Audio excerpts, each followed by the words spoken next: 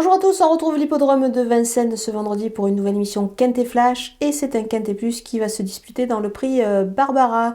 C'est une épreuve qui est réservée aux chevaux âgés de 6 et 7 ans, la distance est 2100 mètres, c'est la grande piste de Vincennes évidemment, départ derrière l'autostart et on le sait ici à Vincennes c'est 9 par ligne. Ils sont 13 au départ de cette épreuve donc ils ne seront que 4 en seconde ligne. Évidemment, quand on fait le calcul, ça tombe juste. Pour tout vous dire, j'ai porté mes choix évidemment sur la première ligne qui me paraît assez fiable avant le coup. Mais bon, on va tout ça avec mon analyse.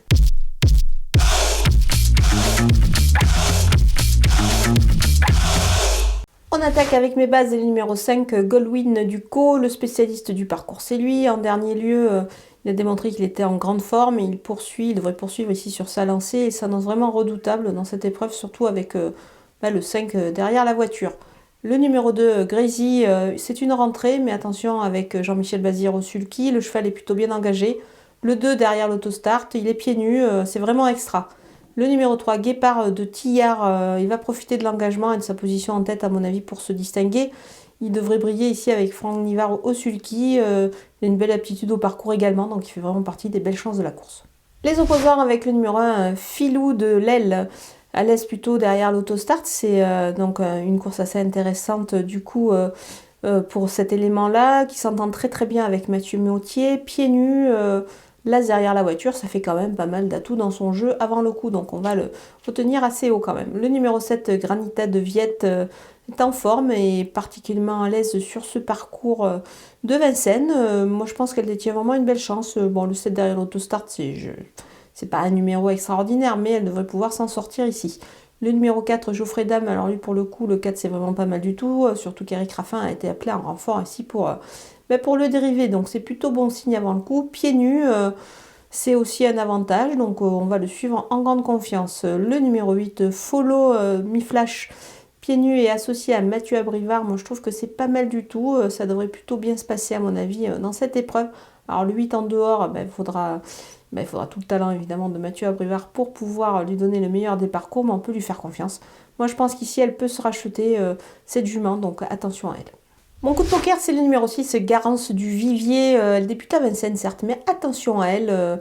Elle est pieds nus ici. Ça ne lui est pas arrivé depuis très longtemps, donc depuis pas mal de temps, je dirais. Donc c'est plutôt intéressant ici de la voir pieds nus dans cette épreuve. La dernière fois qu'elle s'est imposée sur ce parcours, justement, c'était avec Johan Le Bourgeois. Donc on peut dire que le tandem fonctionne. Et pourquoi pas. Attention ici pour pouvoir se glisser dans la bonne combinaison de ce Quintet Plus. Moi, j'y crois beaucoup.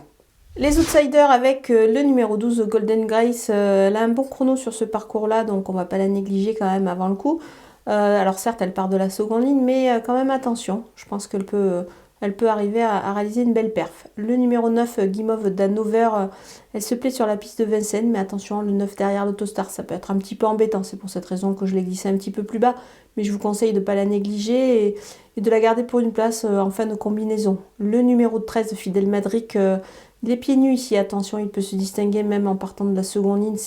Ça peut être amusant ici de pourquoi pas le mettre dans une combinaison inélargie. Il peut y avoir une petite cote à la clé.